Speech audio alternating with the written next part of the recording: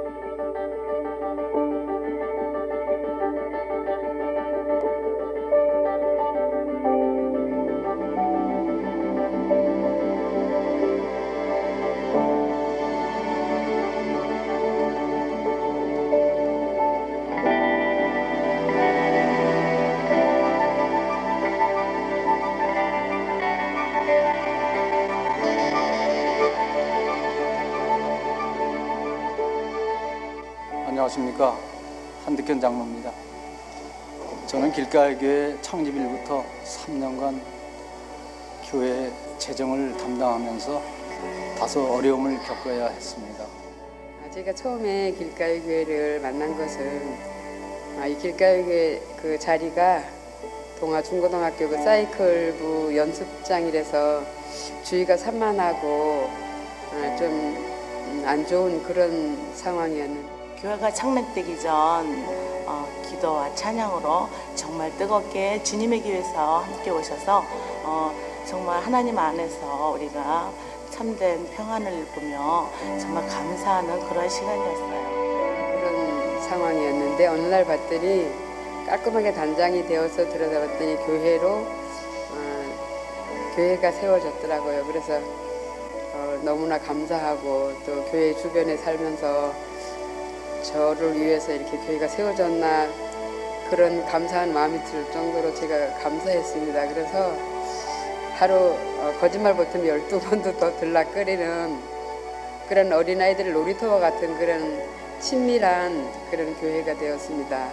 그냥 즐겁고 교회 마당 문턱 들었을 때마다 어린아이들이 뛰노는 그런 모습으로 저는 하나님 앞에 감사하면서 이 교회에 와서 다른 교회도 큰 교회도 섬겨보고 했지만 하나님이 허락한 이 작은 교회를 통해서 참된 사랑을, 하나님의 사랑을 체험하게 되었고, 또 기쁜 마음으로 정말 봉사하고 즐거웠던 시간이었습니다.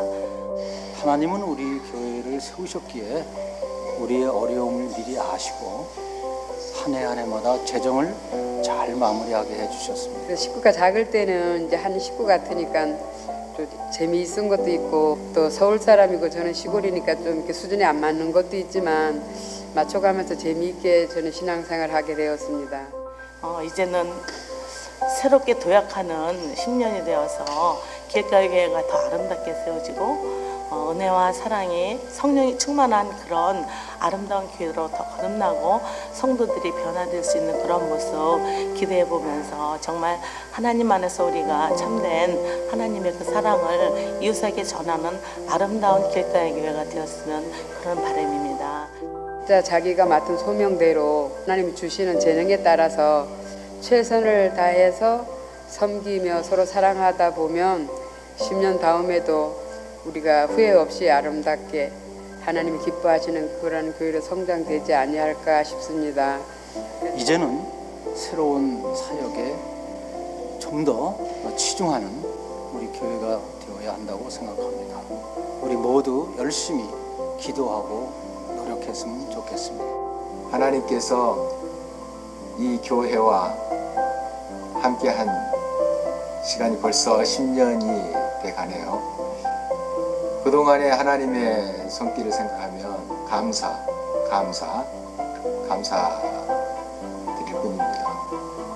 우리의 많은 부족함과 연약함에도 불구하고 하나님께서 순간순간 함께해 주셨습니다. 또 우리가 같이 결단한 대로 작년 출석교인 500명이 될 때 주님의 교회에서 우리를 개척하듯이 우리도 교회를 개척할 그런 준비를 하고 하나님께서 또 허락하신 대로 개척을 시행하려고 하는 것입니다. 여러분 기도해 주시고요. 또 우리 성도님들 같은 비전으로 가슴 뛰고 또 하나님 안에서 응답될 준비를 간절히 바랍니다. 감사합니다. 길가의 사랑합니다. 사랑합니다. 길가의 교회 화이팅! 화이팅!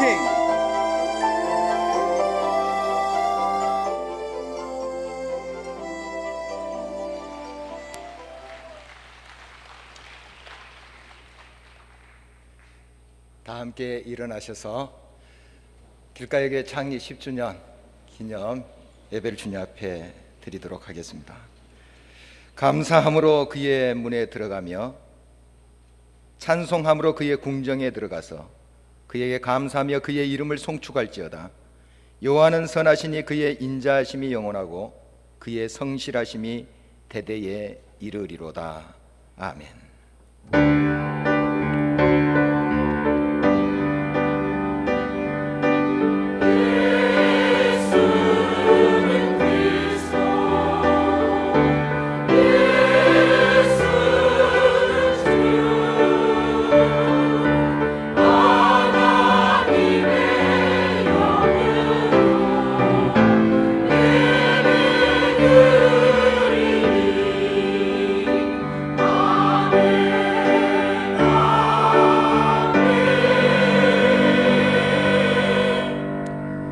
우리의 영원한 생명과 구원의 참빛이 되시며 소망과 위로가 되시는 아버지 하나님, 이 자리에 저희들과 함께 하시니 감사합니다.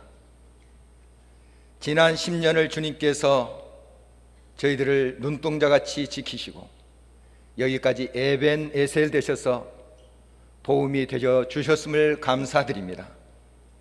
이 시간 저희들이 드리는 예배가 주님 앞에 향기로운 산제사 되게 하여 주시옵소서. 주님께서 보여주신 비전을 함께 보며 또한 하나님의 기뻐하시는 자리로 나아갈 수 있는 우리 모두의 결단이 있는 시간 되게 하여 주시옵소서. 모든 것 주님 손에 의탁하오며 예수 그리스도의 이름으로 기원합니다. 아멘.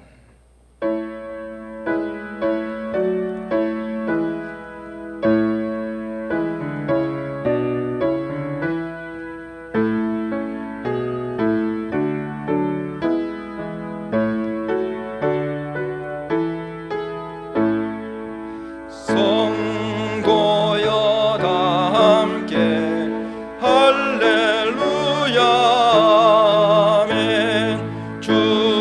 찬양하여라. 할렐루야 아멘. 주 보좌 앞에서 택하신 은혜를 다 찬송하여라. 할렐루야 아멘. 만문을 열어라. 할렐루야 아멘. 온 하늘을 열라. 할렐루야 아멘. 인도자 되시며 친구가 되신 주, 그 사랑 끝없다. 할렐루야 아멘. 주 찬양하여라. 할렐루야 아멘. 찬양은 끝없다. 할렐루야 아멘. 거룩한 집에서 주 은총 기리며 늘 찬송 부르자. 할렐루야 아멘.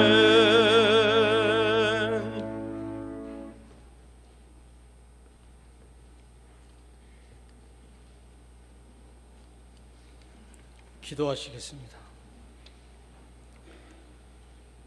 교회를 세우시고 인도하시는 주님, 오늘은 우리 주님이 사랑하시는 길가의 교회가 창립한 지 10주년이 되는 날입니다.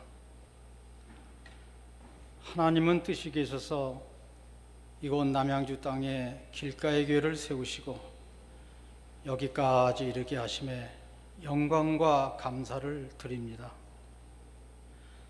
또한 주님의 뜻을 이루어 가도록 협력하신 동화학원과 주님의 교회에게도 주님의 은혜가 충만하기를 기원합니다.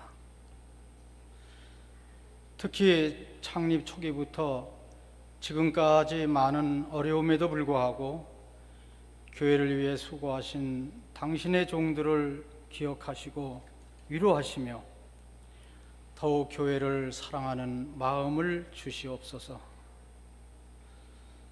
그동안 10년이 교회가 뿌리를 내리는 기간이었다면 이제는 새로운 꽃을 피우고 열매를 맺어가는 알찬 성장의 기회가 되게 하여 주시옵소서.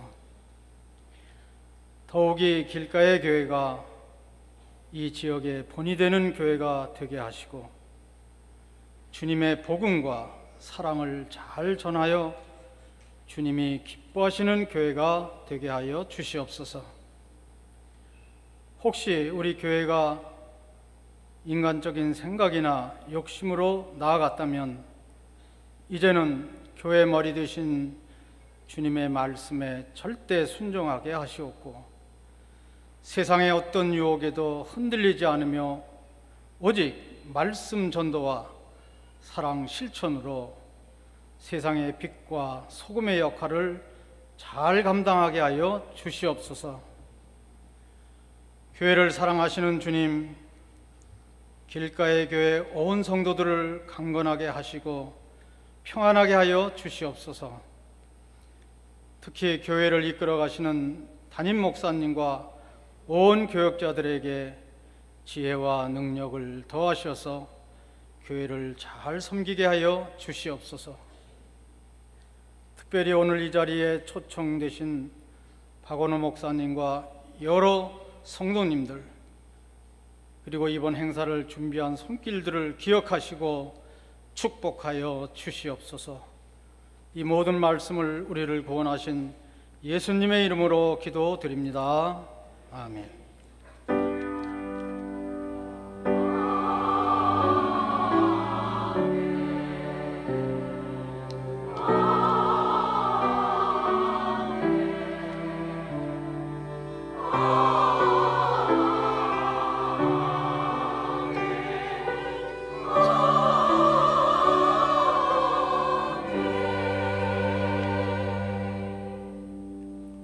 이 시간 하나님께서 저희들에게 주신 말씀은 로마서 15장 14절에서 19절에 있는 말씀입니다. 순서지에 말씀 기록되어 있습니다. 제가 봉독합니다. 내 형제들아, 너희가 스스로 선함이 가득하고 모든 지식이 차서 능히 서로 구원하는 자임을 나도 확신하노라. 그러나 내가 너희로 다시 생각나게 하려고 하나님께서 내게 주신 은혜로 말미암아 더욱 담대히 대량 너희에게 썼노니, 이 은혜는 곧 나로 이방인을 위하여 그리스도 예수의 일꾼이 되어 하나님의 복음의 제사장 직분을 하게 하사 이방인을 제물로 드리는 것이 성령 안에서 거룩하게 되어 받으실 만하게 하려 하심이라. 그러므로 내가 그리스도 예수 안에서 하나님의 일에 대하여 자랑하는 것이 있거니와, 그리스도께서 이방인들을 순종하게 하기 위하여 나를 통하여 역사하신 것 외에는 내가 감히 말하지 아니하노라. 그 일은 말과 행위로, 표적과 기사의 능력으로, 성령의 능력으로 이루어졌으며, 그리하여 내가 예루살렘으로부터 두루 행하여 일루리공까지 그리스도의 복음을 편만하게 전하였노라. 아멘. 우리 연합찬양대의 찬양 후에 주님의 교회 박원호 목사님께서 나의 은혜, 나의 기쁨이라는 제목으로 말씀 증가하시겠습니다.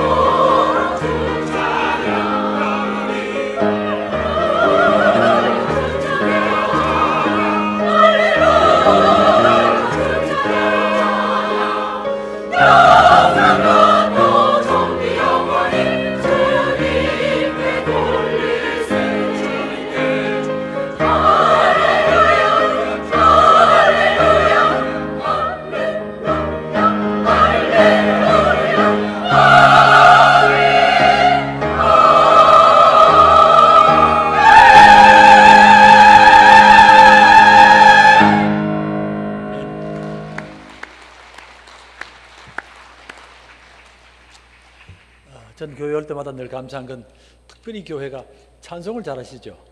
목사님 때문에 그렇습니까? 아무래도 그러시죠. 예, 찬송이 많은 은혜가 되어서 감사드리고요. 참으로 복되고 감사한 날입니다. 길가의 교회 이제 10주년 되는 날이고 주님의 교회와 함께한 시간도 10년 되는 이런 복된 날이기 때문에 그렇습니다. 특별히 오늘은 제2주님의 교회, 제2주님의 교회가 2호 목사님을 위임 목사로 세우는 그런 날이기도 합니다. 그래서 제가 그 교회 갔다 지금 오는 길입니다. 오는 길인데 제가 예배 때 이런 말씀 드렸습니다. 오늘 설교는 제가 6번 합니다 그랬습니다. 6번 합니다. 우리 교회에서 4번 하고 제2주님의 교회가 3번 하고 또 여기 와서 1번 하기 때문에 6번 한다고 말씀드렸는데 그것도 같은 설교를 하겠습니다 그랬습니다. 물론 상황이 다르지만 같은 설교를 해도 되겠다 싶은 생각을 한 것은 우리가 다 형제 교회들인데 한 번쯤은 이런 시간을 가지면 좋겠습니다. 우리 같은 본문 가지고 같은 예배 드린 것도 의미가 있겠다 싶어서 그래서 제가 같은 설교 하겠다고 그랬는데 이게 목사로서는 쉽지 않은 일입니다. 같은 설교를 6번 하는 것, 그것도 하루에 6번 하는 게 쉽지는 않습니다. 우리 교인들 가운데서 벌써 4번째 들으신 분이 계세요. 네, 그렇습니다. 참으로 교회를 세우신 하나님께 감사드리고 여기까지 도우신 하나님께 영광을 돌려드립니다. 아울러서 초창기부터 지금까지 헌신하신 귀한 분들의 수고에도 감사를 드리고요. 아울러서 새롭게 교회의 일원이 되면서 교회를 늘 새롭게 하신 성도님들의 수고에도 감사드립니다. 앞으로도 주님 교회와의 관계가 지속적으로 더 잘 이루어지게 될 줄로 믿습니다. 자, 오늘 본문의 말씀은 바울이 로마서를 기록하는 거의 마지막 부분에 나오는 말씀이고 자기 자신의 귀한 신앙의 고백입니다. 이제 하나님의 구원 역사가 마지막이 되면 이렇게 될 것입니다를 말합니다. 모든 민족들이 한 마음과 한 입으로 우리 주 예수 그리스도의 아버지께 찬송과 영광을 돌리는 날이 올 것입니다. 이 땅의 모든 민족들이 형제자매가 되면서 하나님을 찬송하게 될 것이고 서로 미워하고 갈등하고 차별했던 모든 것들이 다 해결되며 진정으로 평화가 이루어지는 그 땅이 올 것입니다 라고 이렇게 고백하면서 자기 자신의 신앙을 고백하고 있습니다. 나는 이방인을 위하여 그리스도 예수의 일꾼이 되었습니다. 하나님의 복음의 제사장 직분을 맡았습니다. 그리고 이방인들을 하나님께 제물로 드리기 위하여 온 힘을 다했습니다.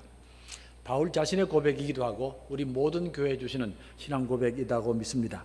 교회는 근본적으로 이방인을 위하여 헌신하는 기관입니다. 결코 우리 자신을 위하여 헌신하는 기관이 아닙니다. 아울러 교회는 예수께 충성하는 일꾼이 되셔야만 합니다. 우리가 충성할 분은 오직 하나님 주님 한 분뿐입니다. 아울러 우리의 모든 삶의 수고들이 주님의 손에 올려지기를 원합니다. 그래서 하나님의 영광이 드러나게 되고 이 땅의 생명들이 구원받기를 원합니다. 그리고 또한 우리는 항상 교회가 하나님의 은총 위에 든들이서고 은총에 감사하는 모습을 가져야 된다고 하는 그런 뜻입니다.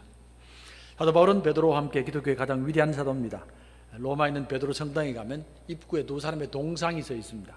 한 사람은 베드로, 다른 사람은 바울입니다. 베드로의 손에는 황금 열쇠가 주어져 있고 바울의 손에는 하나님의 말씀의 두루마리가 주어져 있습니다. 이 두 가지가 교회의 근본이라고 믿습니다. 해마다 수많은 사람들이 이곳을 방문하며 존경을 표합니다. 무려 2000년의 역사가 지났으면서도 그 존경이 약해지거나 시들지 않습니다. 바울은 자신의 삶을 이렇게 마무리합니다. 나는 이방인의 사도로 살았습니다.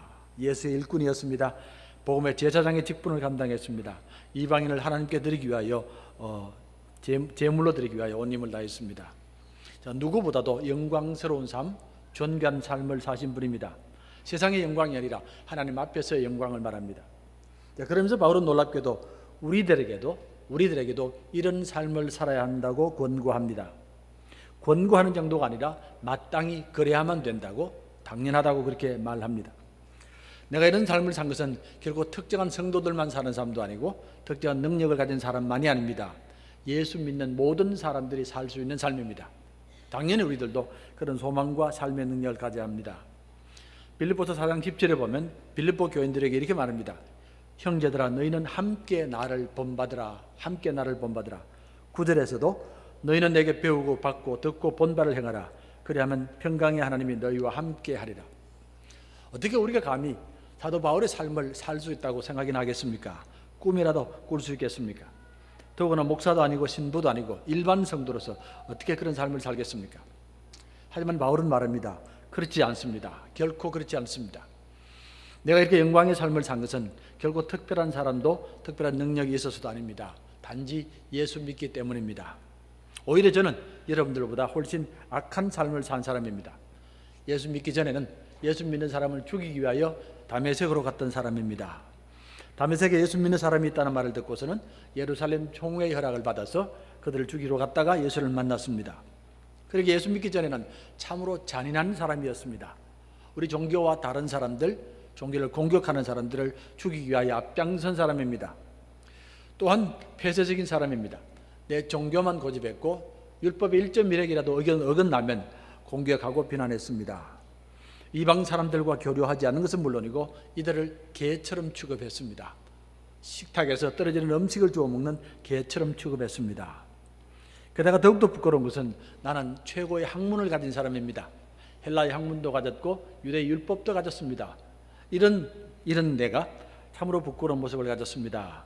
유대교라는 종교의 틀 속에 갇혀서 폭군처럼 살았습니다. 아울러 저는 위선자였습니다. 겉으로는 하나님을 믿는다고 말했지만 속으로는 율법의 종이었습니다. 하나님의 뜻을 율법이란 틀에 가두고 율법을 가지고 생명을 차별했고 율법을 가지고 나 자신의 의를 세우기 위하여 힘썼습니다.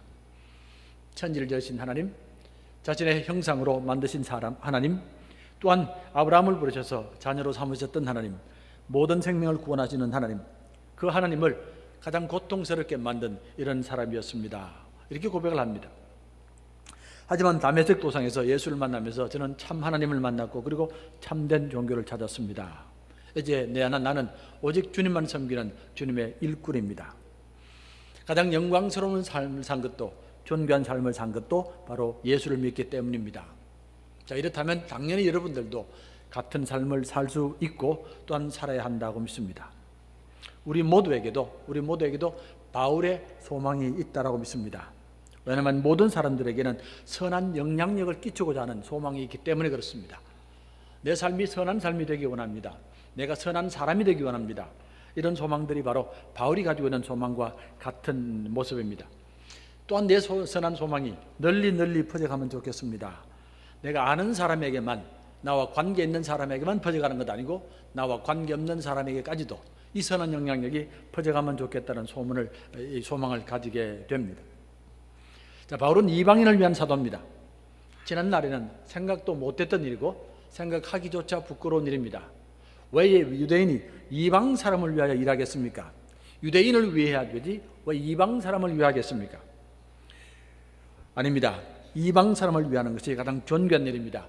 사람의 가치라는 것은 나를 떠나면 떠날수록, 내 지역을 떠날수록 더욱더 존귀하기 때문에 그렇습니다. 이것이 유대인의 본분이고 하나님께서 유대인을 부르신 목적입니다.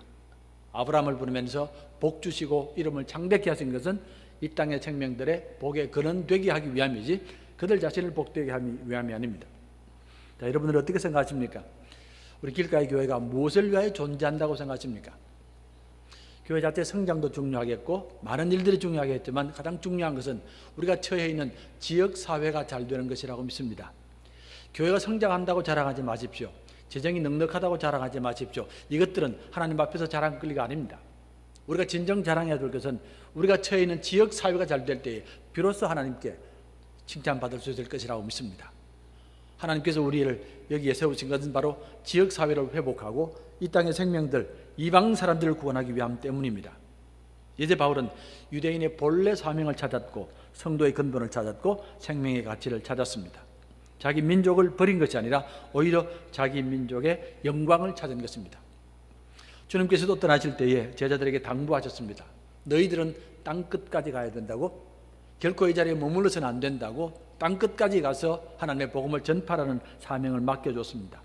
땅끝이 우리를 부르신 목적입니다. 우리가 이 자리에 머무는 것이 목적이 아니라 땅끝이 목적이라는 것 꼭 기억하시면 좋겠고, 우리가 원하는 것, 하나님께서 원하시는 것은 결코 우리들의 왕국도 아니고 교회의 왕국도 아니고 하나님의 왕국이라는 것을, 모든 생명을 품고 살아가는 하나님의 왕국이라는 것을 꼭 기억하셔야만 합니다. 다음으로 바울은 예수의 일꾼이었습니다. 나는 예수의 일꾼입니다. 예수를 만났고 온전히 예수께만 충성했습니다. 지금 이 땅이 IS라는 그 단체로 말미암아 무척 고통을 많이 받습니다. 이 이슬람 사람들은 우리가 믿는 구약의 하나님을 똑같이 믿는 사람들입니다. 조금도 다르지 않습니다. 똑같은 구약 하나님을 믿는데 신앙의 모습이 너무너무 다르게 나타납니다. 왜 이렇게 다르냐 하면은 하나님을 무엇을 통하여 보느냐에 따라서 달라질 수밖에 없습니다.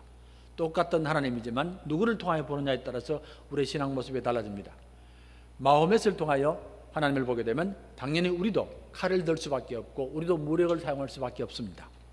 모세를 통하여 하나님을 보게 되면 당연히 우리도 법전을 들 수밖에 없습니다. 하지만 예수를 통하여 하나님을 보게 되면 성도들은 십자가를 질 수밖에 없습니다. 하나님도 다른 하나님입니다. 예수를 통하여 본 하나님은 모든 생명을 지으신 하나님, 모든 생명을 사랑하시는 하나님, 모든 생명을 구원하시는 하나님, 그리고 이를 위하여 자신을 희생하는 하나님이기 때문입니다. 당연히 교회는 예수만 의지할 수 있어야만 합니다. 그래야만이 하나님을 바르게 알 수 있게 되고 나아가서는 십자가 질 수 있기 때문에 그렇습니다. 교회가 십자가를 잊어버리면 그때부터 세상 왕국이 되거나 나 자신의 왕국이 될 수밖에 없습니다. 우리 모두의 간절한 소망도 일평생 좋은 주인을 만나는 것입니다.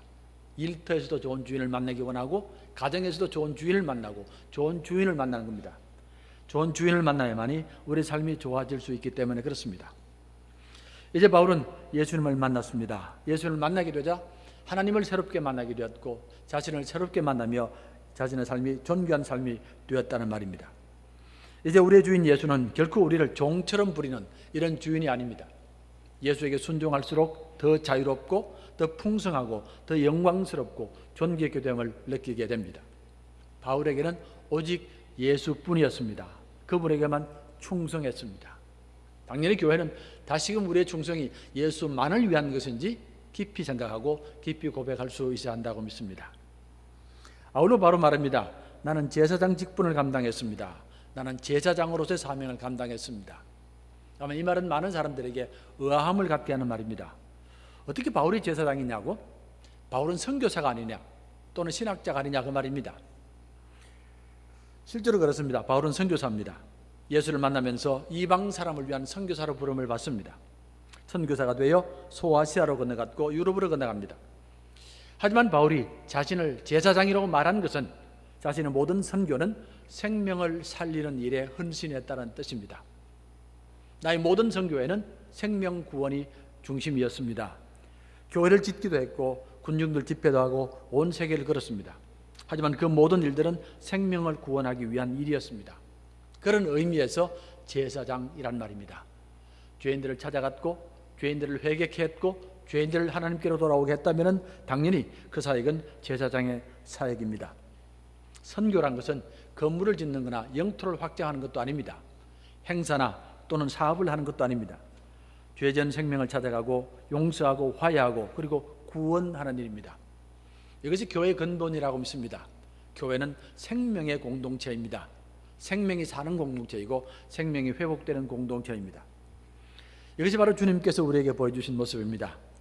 주님께서는 이 땅에 선교사로 오셨습니다. 선교사로 오셔서 3년 동안 계셨는데 그 3년 동안 하신 일은 오직 생명에 관심을 가지셨습니다. 어느 시인의 말처럼 주님께서 이 땅에 오신 것은 대학을 세우기 위함도 아니고 기업을 만들기 위함도 아니고 군대를 만들기는 더더욱 아닙니다. 오직 한 생명 한 생명을 구원하기 위함입니다. 이것이 바로 제사장 직분이라는 겁니다. 주님께서 이 땅에 계실 때에 가장 힘쓴 것이 바로 12제자 키우는 일입니다. 공생에 시작하면서 12제자를 삼으셨고 마지막까지 12제자와 함께합니다. 왜냐하면 사람이 교회를 이루어가기 때문에 그렇습니다. 만약에 교회가 생명을 소홀히 한다면 주님의 가장 귀한 사역을 놓치는 것이라고 말할 수 있습니다. 한 걸음 들어가서 바울은 나는 이들이 하나님께 드려지는 제물 되도록 하기 위하여 온 힘을 다했습니다. 단지 교회로 인도한 것에 그치지 않았다는 말입니다. 이들이 하나님께 바쳐지는 온전한 제물 될 수 있도록 하기 위하여 말씀에 힘썼고 양육하고 훈련하기에 힘썼고 사랑하기에 힘썼습니다. 행여나 하나님께서 받으시지 않는 제물이 되지 않을까, 행여나 흠이 있는 제물이 되지 않을까 늘 염려하며 온 정서로 사역을 감당했습니다. 이 또한 우리의 소망이라고 믿습니다. 우리는 성도들 한 사람 한 사람이 주님께 바쳐지는 거룩한 제물 되는 일에 힘쓰는 사역이라고 믿습니다. 이제 바울의 마지막 소망입니다. 우리 자신의 소망입니다. 우리 자신은 모두가 다 내가 원하는 것을 이루기 원하고 내가 계획하는 것들이 이루어지기를 원합니다.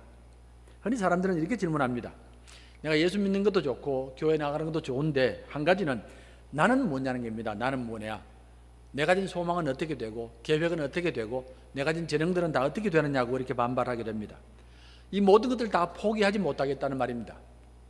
잘못된 생각입니다. 우리가 주님의 종이 된다는 것은 내 모든 것들을 포기하란 말 아닙니다. 버리란 말 아닙니다. 내가 가진 모든 것들을 주님의 손에 올려드리라고 말입니다. 주님의 손에 올려드리면서 그 모든 것들이 하나님의 뜻을 위하여 아름답고 존귀하게 쓰여지게 하라 그 말입니다. 어린아이가 주님께 오병이어를 올려드렸습니다. 물고기 2마리, 보리떡 5개. 이 작은 것이 주님 손에 올려지게 되자 5,000명을 먹이며 12광주리가 가득하게 됩니다.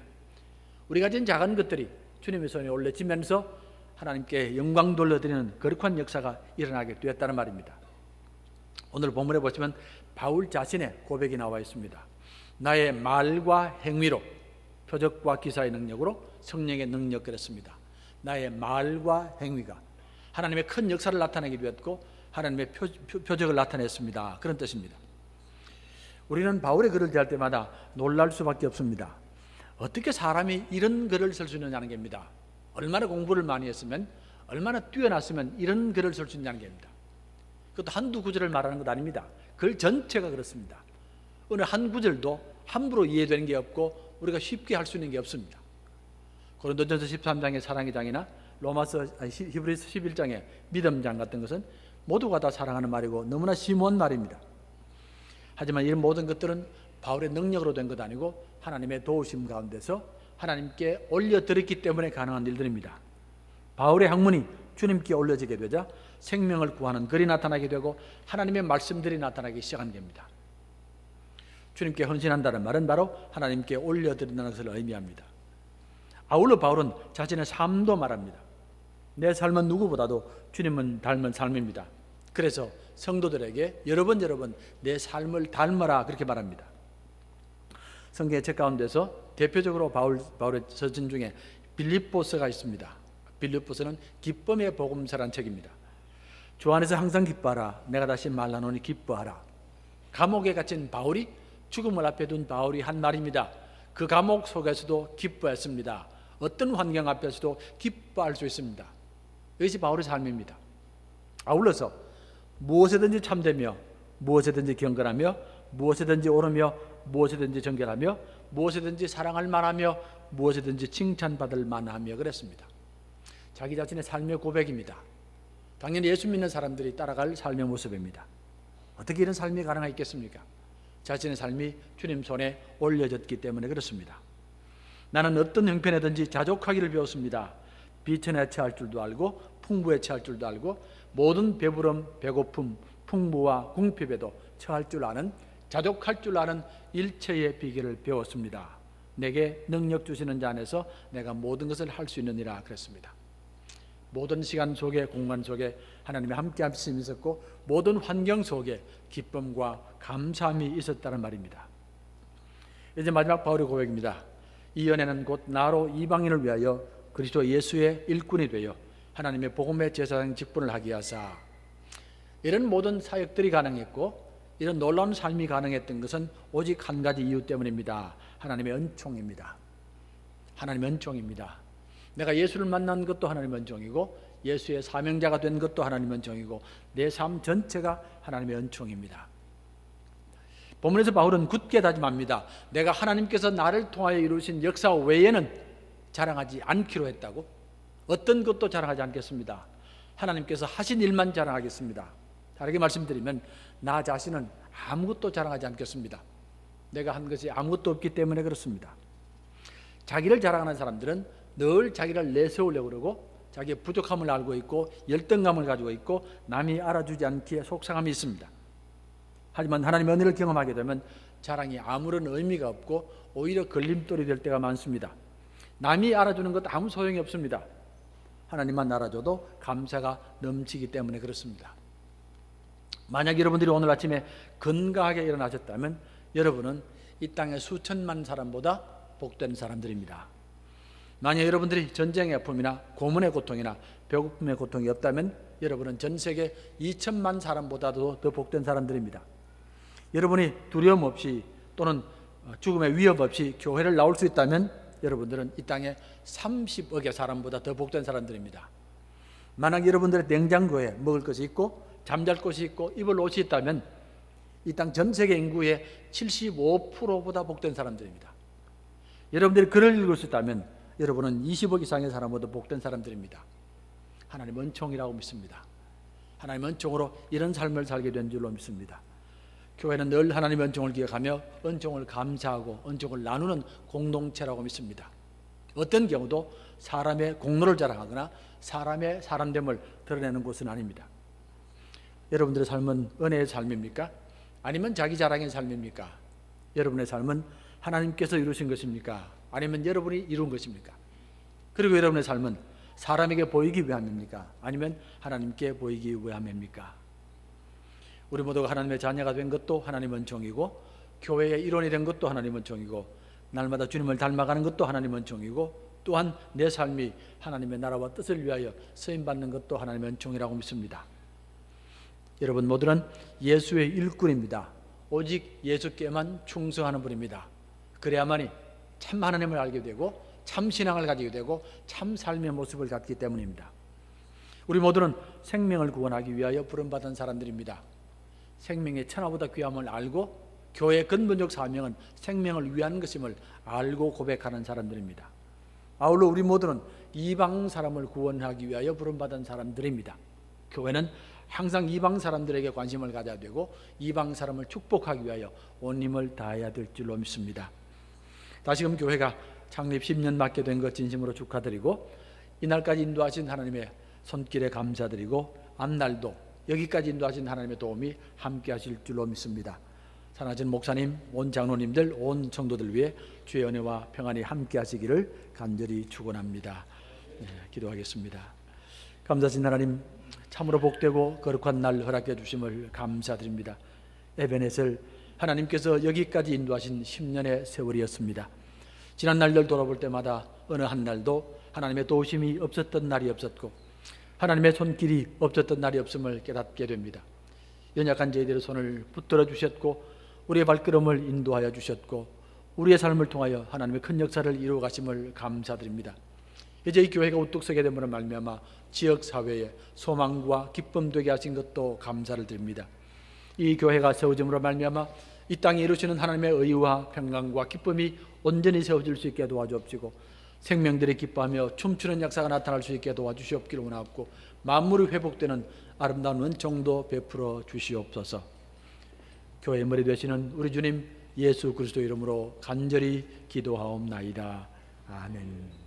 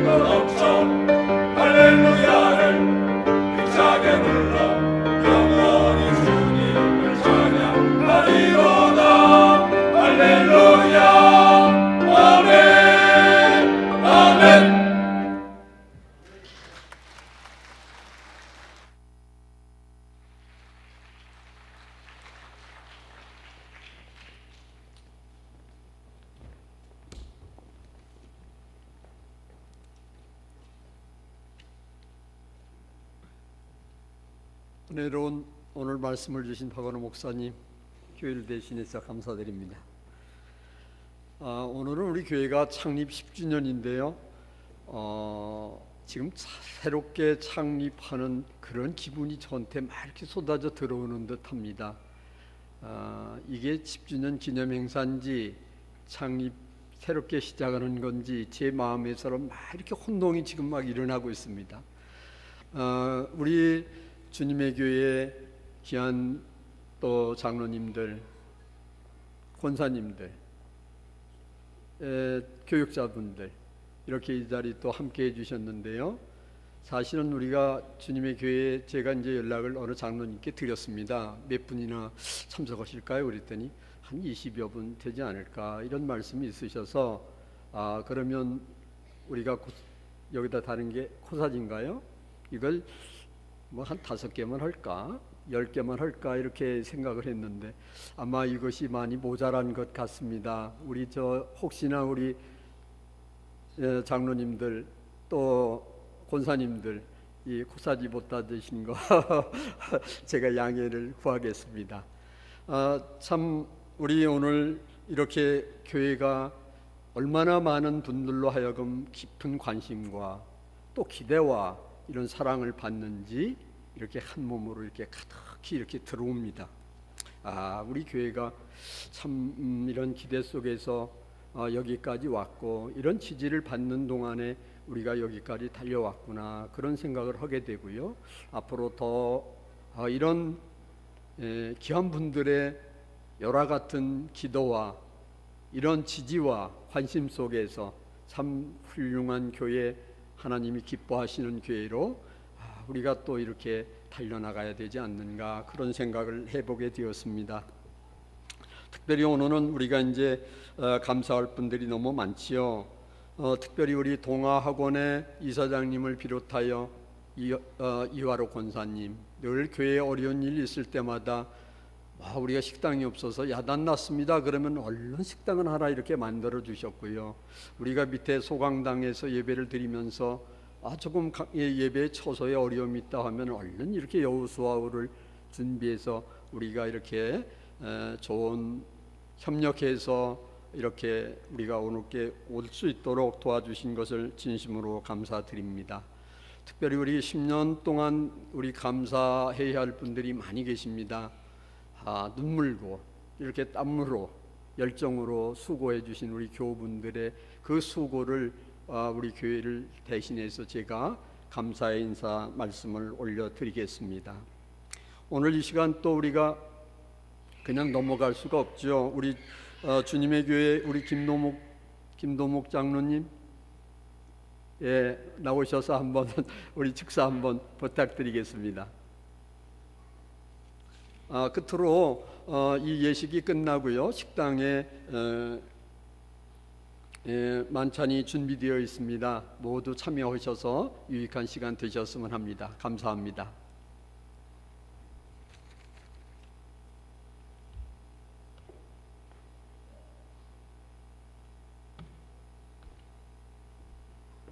안녕하십니까. 주님의 교회 은퇴장로 김도묵입니다. 한 몇 분 전에 갑자기 도착했을 때 한 말 축사를 하라 해서 두서없이 제 느끼는 대로 말씀을 드리겠습니다.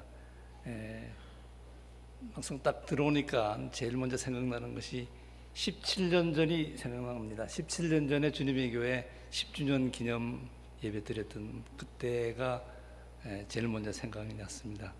여러분들 주님의 교회와 마찬가지로 30명 정도로 이제 시작하셨는데 지금 이렇게 400명, 500명 되는 교회로 성장하셨는데 그 30명에서 400명, 500명 될 때 그 눈물겨운 그 여러 가지 고초라든지 그 역사, 히스토리 이런 거는 저희가 경험을 해서 잘 압니다.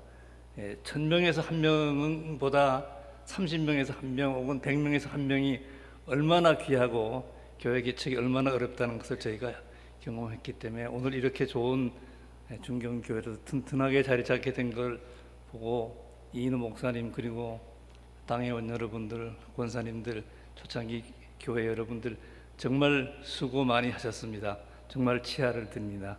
이제 10년간 자라나셨기 때문에 이제 앞으로 10년 새로운 이제 역사를 쓰셔야 될 시기인데 정말 이렇게 길 가던 영혼들이 피곤했을 때 쉬어갈 만한 그런 교회가 되리라고 믿습니다. 그 역할을 잘 해주시리라고 믿습니다. 또 한 가지 더 부탁드리고 싶은 것은 보통 다들 이제 너무 양적인 성장에 치중을 합니다. 뭐 1000명, 2000명 그러는데 충실히 하시면은 그 양적인 성장은 덤으로 하나님께서 이루어 주시리라고 그렇게 믿습니다. 그리고 또 하나만 더 부탁드리면은 이 울타리 안에 동학고등학교와 같이 계시는데 정말 학원 선교가 뭐 대단하고 별거 아닙니다. 우선 동학고등학교 학생들, 학부모들, 선생님들한테 여러분들이 진짜 그리스도인의 모습을 보이고 잘 하시는 것이 그것이 학원 선교라고 생각합니다. 그분들이 여러분들의 모습을 보고 예수쟁이들 괜찮구나, 예수 믿어야 되겠다. 그래서 그분들이 크리스찬이 되고 그의 후손들이 크리스찬이 되고 해야 그것이 진정한 학원 선교라고 생각합니다. 잘 해주시리라고 믿습니다만 이제 사적으로 한 말씀 더 부탁드립니다. 여러 가지로 정말로 축하하고 감사합니다.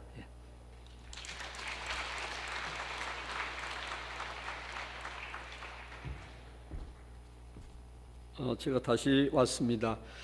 우리 준비위원회에서요, 그동안 길가의 교회에 척을 두시고 정말 땀과 눈물과 기도와 열정으로 수고하신 분들이 계신데 이분들을 어떻게 그냥 말 수가 있는가? 일단 우리 교회에 척을 두셔서 그런 역할을 감당하셨다가 지금은 우리 교회에서 다른 교회로 이렇게 나가서 섬기시는 분들, 이런 분들은 좀 모셔서 그들의 땀방울 눈물을 조금이라도 우리가 위로하는 시간을 갖게 되었습니다. 그래서 무려 이것은 우리 준비위원회에서 한 4차례에 걸쳐서요 인선하는데 매우 어려움이 있었습니다. 양해해 주시고요. 제가 호명하시는 분들은 앞으로 좀 이렇게 나와 주시면 우리 목사님께서 간단한 건강하시도록 멀티비타민을 준비했습니다. 호명은 제가 할까요? 우리 초창기 넘어오셔서 수고하신 양동훈 장로님, 김성구 장로님, 장성수 집사님, 오승현 집사님, 남궁왕 집사님, 김정태 집사님, 박준석 집사님, 박규식 집사님, 백정혜 권사님, 김용집 집사님, 박영인 집사님, 이상입니다. 고맙고 감사합니다.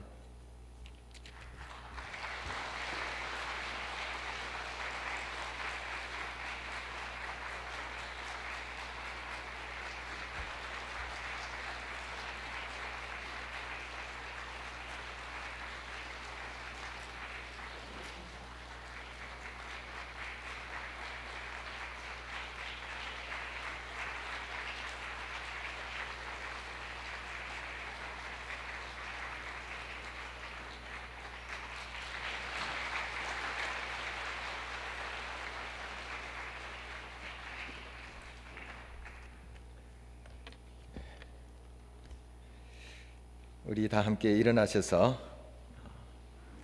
찬송하시겠습니다.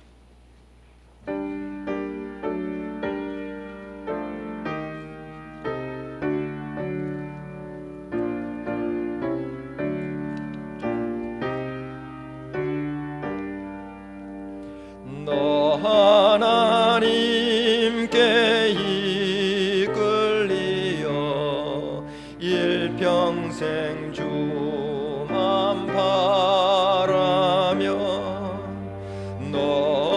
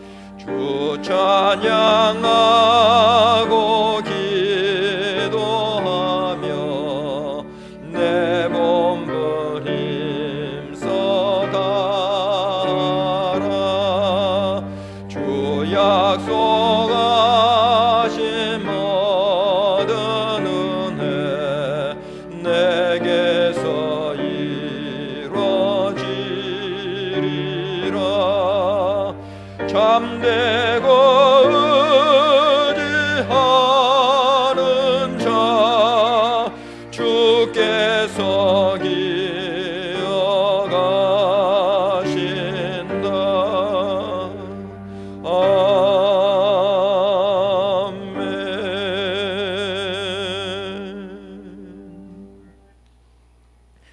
우리 주 예수 그리스도의 은혜와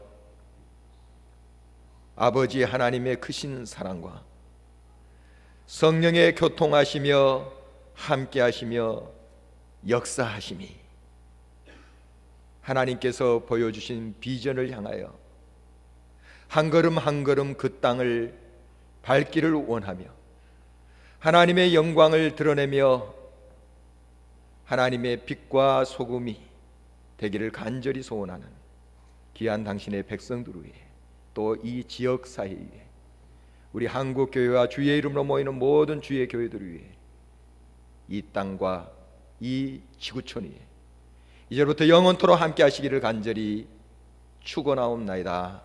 아멘.